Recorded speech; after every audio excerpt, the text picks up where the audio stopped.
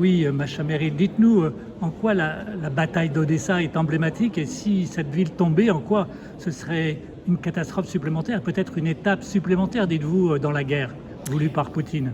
Vous savez, d'abord ma famille est d'origine d'Odessa, donc j'ai des liens un peu sentimentaux avec cette ville qui est une ville magnifique, un port. Et puis surtout, je pense que c'est un pas de trop de Poutine. Je pense qu'il est cuit.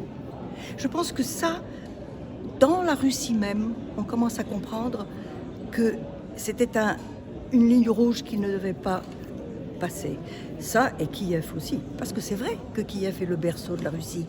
Mais c'est le berceau, comme on peut dire que Aix-la-Chapelle a été l'endroit où Charlemagne a inventé la France. Alors, cette interprétation extravagante qu'il a, c'est pas tout à fait sa faute, c'est parce qu'on lui ment. Autour de lui, au Kremlin, il reçoit de mauvaises informations. On lui a dit que les Ukrainiens l'attendaient à bras ouverts, qu'il fallait se débarrasser de ce gouvernement stupide. Et en vérité, je pense que c'est la fin de Poutine. C'est la fin uniquement si les Russes eux-mêmes s'en débarrassent. C'est pour ça que je prends cette initiative, moi, de communiquer le plus possible sur la différence entre ce que le peuple russe pense et la junte de Poutine. Et ils sont même à l'intérieur du Kremlin, ils sont divisés.